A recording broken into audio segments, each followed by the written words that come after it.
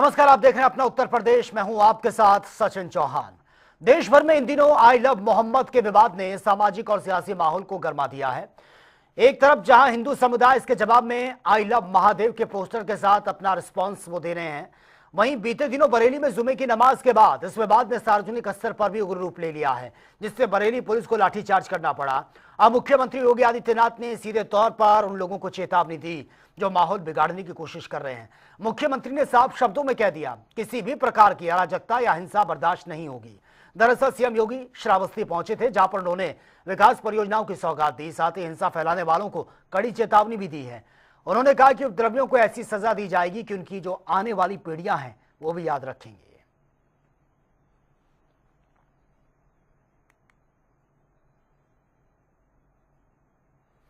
और उधर कैबिनेट मंत्री जयवीर सिंह ने कहा कि लोकतंत्र में आवाज उठाना सभी का अधिकार है, लेकिन मनमानी करने का किसी को कोई अधिकार नहीं है। आई लव मोहम्मद के नाम पर बरेली में साजिशन उपद्रव करवाया गया। उन्होंने कहा कि आई लव मोहम्मद बरेली में कोई जो है वो केस दर्ज नहीं हुआ है और ना ही किसी की गिरफ्तारी हुई। बरेली में एक साजिश के तहत माहौल खराब करने की कोशिश है और पुलिस ने समय रहते स्थिति को कंट्रोल किया, लेकिन उपद्रवियों को छोड़ा नहीं जाएगा।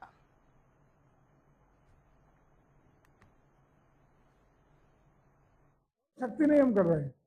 अगर सख्ती करते होते तो नमाज की अनुमति क्यों दी थी? नमाज हो रही थी, कहाँ सख्ती कर रहे हैं?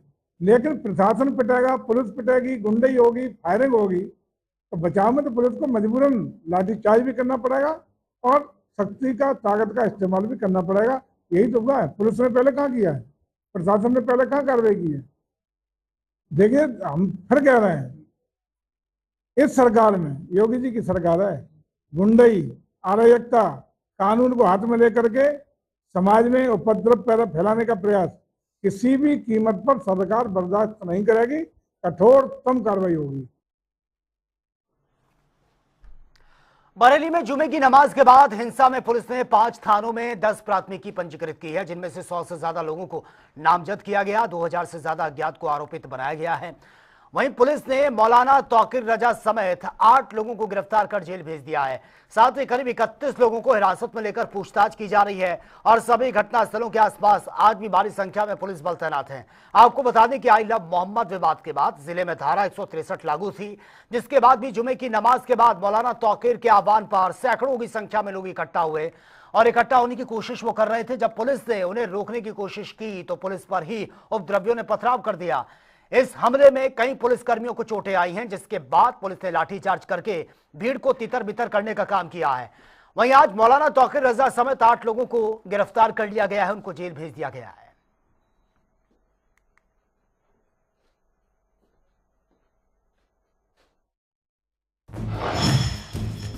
बरेली दंगा एक नजर।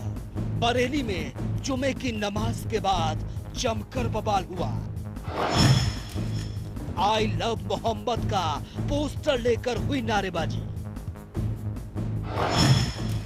बवाल बढ़ता देख मौके पर पहुंचा भारी पुलिस बल। हंगामा और नारेबाजी को रोकने की कोशिश की गई। प्रदर्शनकारियों ने पुलिस पर किया पथराव। हालात बेकाबू होते देख पुलिस ने किया लाठीचार्ज। चप्पल और जूते छोड़कर मौके से भागे प्रदर्शनकारी। करीब 2000 लोगों पर मुकदमा दर्ज किया गया। तौकीर रजा को पुलिस ने गिरफ्तार कर भेजा जेल। जुमे की नमाज के बाद प्रदर्शन का किया था ऐलान। बरेली में आई लव मोहम्मद के पोस्टर को लेकर सियासत गर्मा गई है। दूसरी तरफ कृष्ण नगरी मथुरा में पुलिस प्रशासन पूरी तरह से एक्टिव मोड में है। पुलिस के आला अधिकारी लगातार इलाके में पैदल गश्त कर रहे हैं। वृंदावन के संतों ने भी पुलिस कार्रवाई को जमकर उसकी तारीफ की है। हमारे संवाददाता प्रेम चतुर्वेदी की एक बार ये रिपोर्ट देख लेते हैं।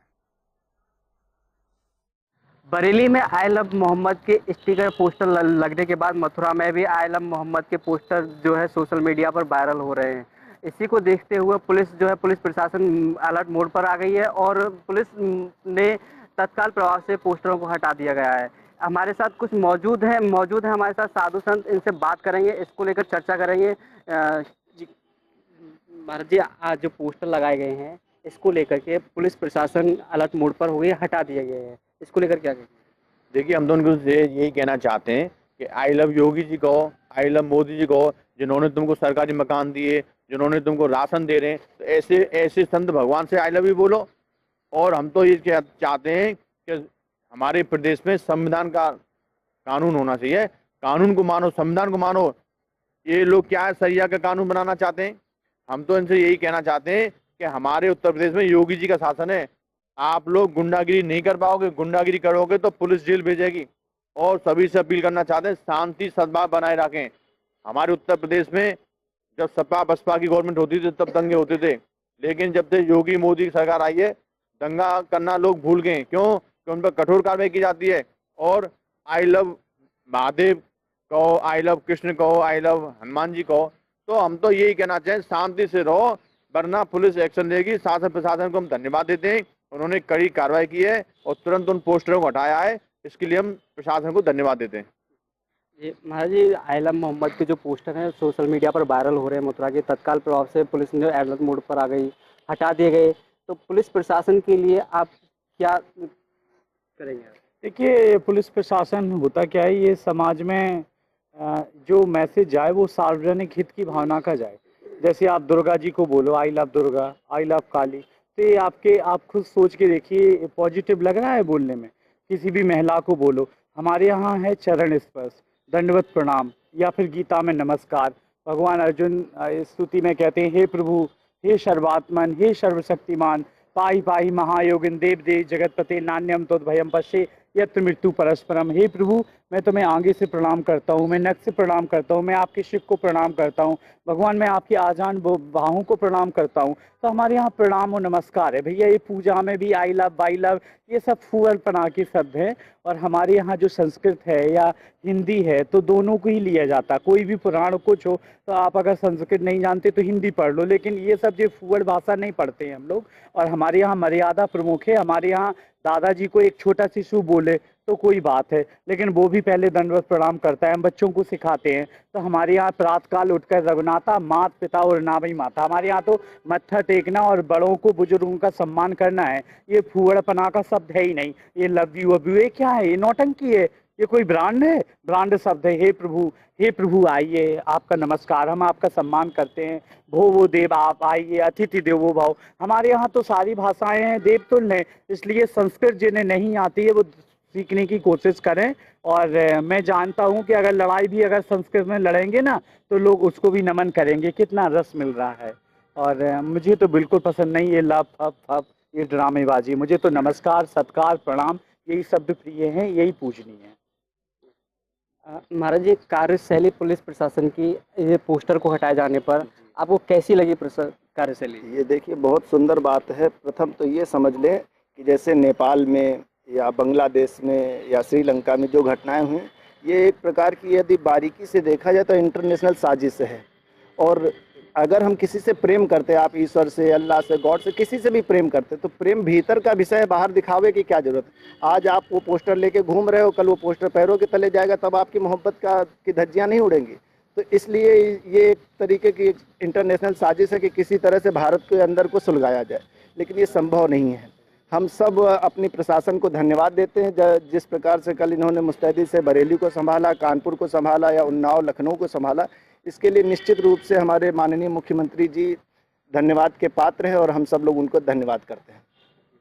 जी, हमारे साथ जो मौजूद हैं साधु संत जो मौजूद हैं, उन्होंने बताया कि जो पोस्टर लगाए गए हैं उन पर कार्रवाई प्रशासन का सराहनीय कार्य है, कार्रवाई की गई है, तत्काल प्रभाव से पोस्टर हटा दिए गए हैं। प्रेम चतुर्वेदी, जनता टीवी, मथुरा। चलिए आगे बढ़ते हैं बड़ी खबर के साथ। हमीरपुर से इस वक्त बड़ी खबर सामने आ रही है। भीषण सड़क हादसा हुआ। यात्रियों से भरी रोडवेज की बस ये बताई जा रही है जो दुर्घटना का शिकार हुई है। रोडवेज बस की जबरदस्त टक्कर ट्रक के साथ हुई है। दोनों वाहनों के आमने सामने ये टक्कर हुई है और एक की मौत की खबर। 2 दर्जन से ज्यादा लोग इसमें घायल बताए जा रहे हैं जिनको अस्पताल में एडमिट किया गया। ललपुरा थाना क्षेत्र में यह दर्दनाक सड़क हादसा हुआ। दोनों गाड़ियों के परखच्चे उड़ गए हैं। तस्वीरें आपके सामने और कई लोग इसमें हादसा के शिकार भी हुए हैं, घायल हुए हैं। अस्पताल में उनको एडमिट किया गया है। बस और ट्रक की जबरदस्त टक्कर ये हुई है और आमने सामने ये जबरदस्त टक्कर हुई है। तस्वीरें आपके सामने।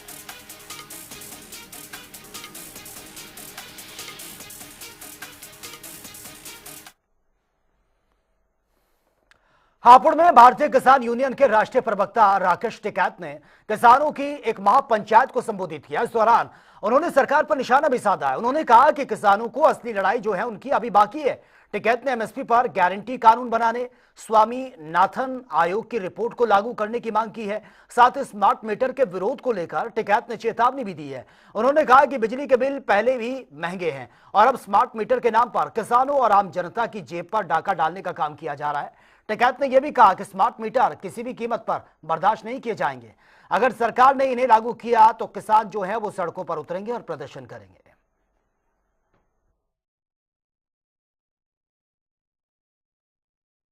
ये पूरे देश भर में पंचायतें चली हुई है। किसान की समस्या है, मजदूर की समस्या है, मछुआरे की समस्या है, जो पशु चराने का काम करता है, दूध बेचने का काम, उनकी समस्या है।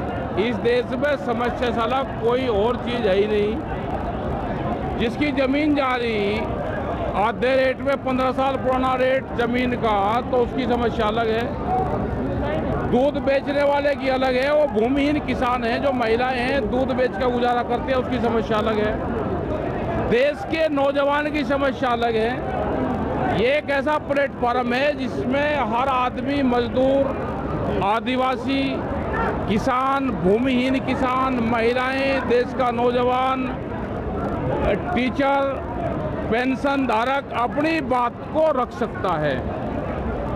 तो देश में समस्या तो है।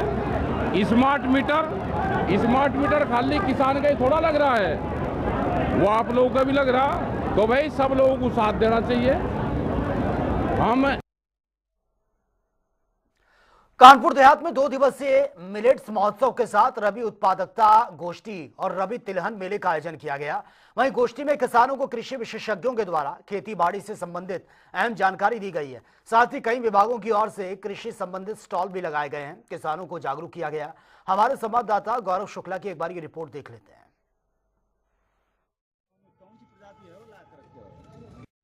कानपुर देहात के माती इको पार्क में 2 दिवसीय मिलेट्स महोत्सव का आयोजन किया गया, जिसमें जिले के जिम्मेदार कृषि विभाग के अधिकारी, राज्य मंत्री और जिलाधिकारी भी शामिल हुए। आज दूसरा दिन है, समापन का दिवस है। आज हमारे साथ तमाम वो अधिकारी हैं जो लगातार प्रदर्शनी का अवलोकन कर रहे हैं, देख रहे हैं कि किस तरीके के बीज और किस तरीके के अनाज यहाँ प्रदर्शनी में लगे हुए हैं, इनके क्या फायदे हैं, वो लोगों को बताने का प्रयास कर रहे हैं। हम उनसे बात करेंगे। हमारे साथ जिला कृषि अधिकारी और कृषि अनुदेशक हैं, उनसे हम बात करेंगे। सर, आज दूसरा दिन है, समापन का दिन है, आप जो तमाम अनाज है देख रहे हैं, क्या लोगों को मैसेज देंगे, किसानों के लिए किस तरीके से जागरूक करेंगे? देखिए, आज दूसरा दिन है मिलेट्स महोत्सव का। इसमें हम लोग किसान भाइयों को दिखा भी रहे हैं कि ये बाजरा की बाली है, बाजरा का अनाज है, ज्वार है, ज्वार का अनाज कैसा है, मक्का है, कोदो है, सावा है, सबको इसको प्रचार प्रसार कर रहे हैं। और इनको पौधों को भी दिखा रहे हैं कि देखिए ये पौधा होता है, इतना उत्पादकता है, इसमें जो हमारा प्रोटीन की मात्रा अधिक है, फाइबर अधिक है, आयरन अधिक है, जिंक की मात्रा अधिक है, कैल्शियम अधिक है, फास्फोरस अधिक है, जो स्वास्थ्य के लिए सबसे अधिक लाभवर्धक होता है। और इसको खाने से जो है इम्यूनिटी भी बढ़ती है। हमारे साथ कृषि उपनिदेशक, उनसे भी बात करेंगे। सर, तमाम अनाज लगे, हमने देखा चना है, ज्वार है, ये तो यहाँ पर होता है, लेकिन हमने देखा जैसे रागी है, तमाम ऐसे अनाज देखने को मिल रहे हैं जो पूरे कानपुर देहात में इन चीज़ों का नहीं होता। किस तरीके से एक किसानों को जागरूक करेंगे कि इस तरफ भी अग्रसर हों, क्या इनकी पौष्टिक व्यवस्था? जी, ऐसा है भैया, जिस हिसाब से बीमारियां इस समय बढ़ रही हैं, चाहे वो कैंसर हो, मधुमेह हो, ब्लड प्रेशर हो या एनीमिया हो, हमारे माताओं बहनों में उनकी कमी हो जाती है। तो आज इसकी हमें फिर से ज़रूरत पड़ गई श्री अन्न की।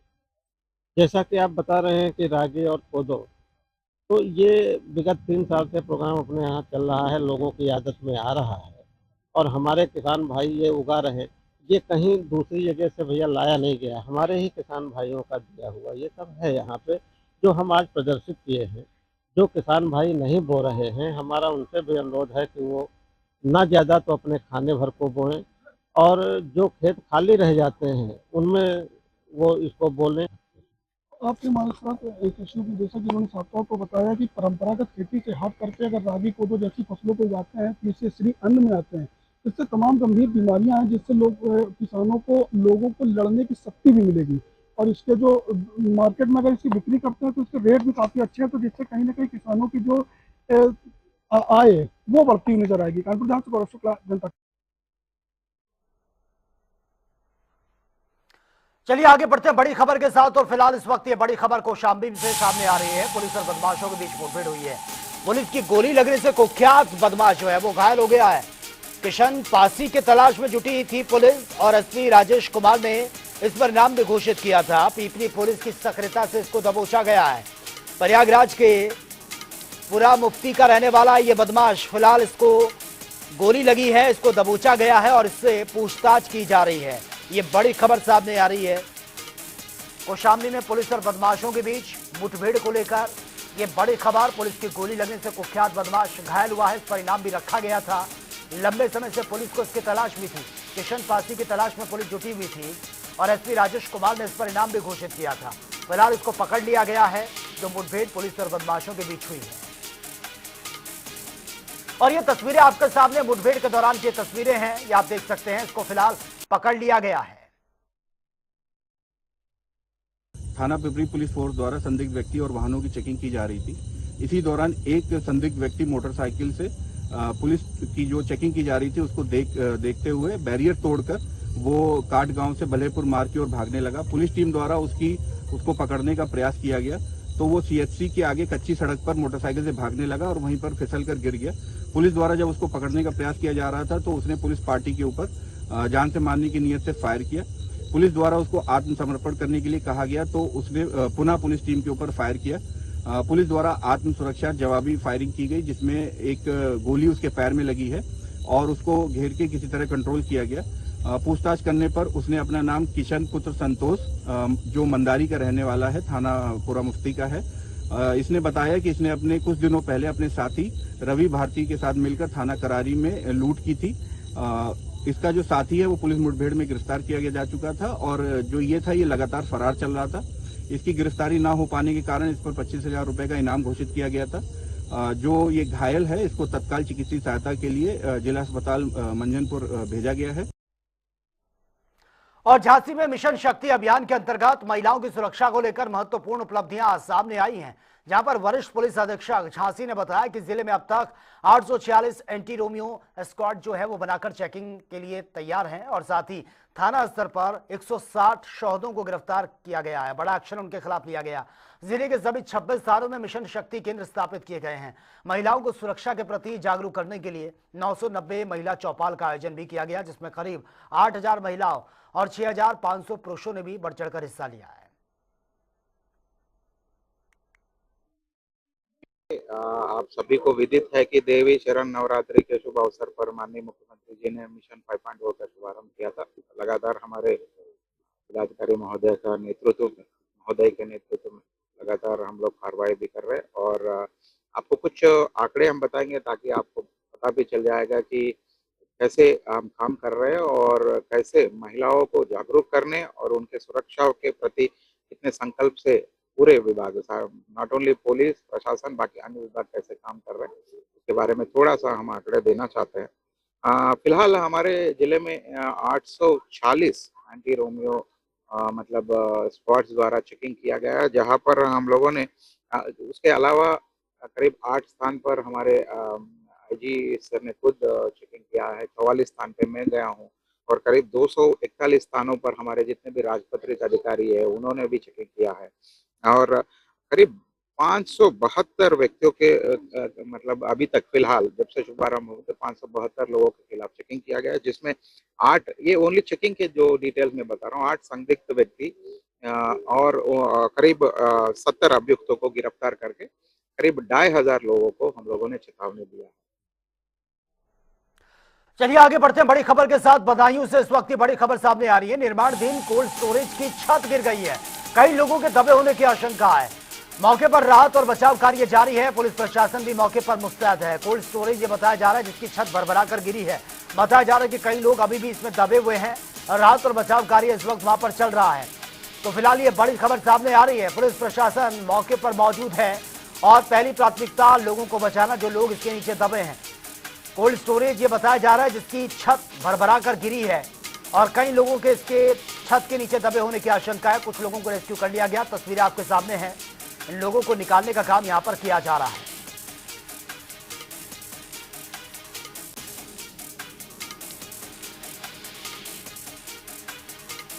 ये तस्वीरें हम आपको दिखा रहे हैं कोल्ड स्टोरेज जिसका ये छत गिरा है और बताया जा रहा है कि कई लोग इसके नीचे दबे हुए हैं। कुछ लोगों को बाहर निकाला गया है।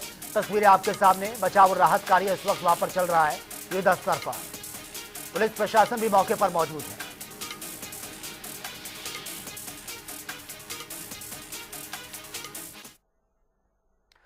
और उधर नोएडा स्टेडियम में चल रहे रामलीला के मेले को देखने के लिए भारी भीड़ देखने को मिल रही है। आपको बता दें कि आज ये 5वां दिन है और सबसे बड़ी बात यह है कि अब की बार मेले में हर बार की तरह लोगों को जाम की समस्या का सामना नहीं करना पड़ रहा है। हमारी संवाददाता जूही श्रीवास्तव की एक बार ये रिपोर्ट देख लेते हैं। आपको बता दें कि नोएडा स्टेडियम में चल रहे नवरात्रि के मेले में आज रामलीला का 5वां दिन है। लेकिन हालांकि बात करें अगर हम आम जनता की परेशानियों की, तो आप देख सकते हैं मेरे पीछे किसी तरह से रेहड़ी पटरी की दुकानें यहाँ पर लगी हुई हैं। इससे कहीं ना कहीं हर साल जो है जाम की स्थिति बहुत ज्यादा पैदा हो जाती थी। लोगों को घंटों तक जाम में फंसना पड़ता था, अपनी बारी आने का इंतजार करना पड़ता था। लेकिन अब की बार पुलिस प्रशासन के द्वारा कुछ इस तरह के इंतजाम किए गए हैं कि अब की बार मेले का मजा भी लोग उठा रहे हैं, पूरे उत्साह के साथ रामलीला का मजा भी ले रहे हैं और साथ ही साथ जाम की स्थिति उत्पन्न नहीं हो पा रही है। लोग जो है अपने घर भी समय पर पहुंच पा रहे हैं। आप मेरे पीछे देख सकते हैं कि सड़कों पर जो है सुचारू रूप से ट्रैफिक व्यवस्था चल रही है। जाम लगने की जो स्थिति उत्पन्न हो जाती थी, लोगों को एक एक घंटे जो है जाम में फंसे रहना पड़ता था, अब की बार उस समस्या का लोगों को सामना नहीं करना पड़ा। और इसके साथ ही मेले में घूमने आने वाले लोगों को भी बड़ी समस्या होती थी कि वो कहाँ से निकले, कहाँ जाए, कहाँ गाड़ी खड़ी करे। तो अब की बार इन सारी समस्याओं का जो है समाधान किया गया है, इन सबको ध्यान में रखा गया है और अब की यहाँ आने वाले जो मेले में घूमने आने वाले लोग हैं वो बड़े ही उत्साह और बिना किसी समस्या के मेले का आनंद ले रहे हैं और रामलीला का मंचन जो है वो देख रहे हैं। इन तमाम खबरों के लिए आप बने रहिए जनता टीवी के साथ। नमस्कार।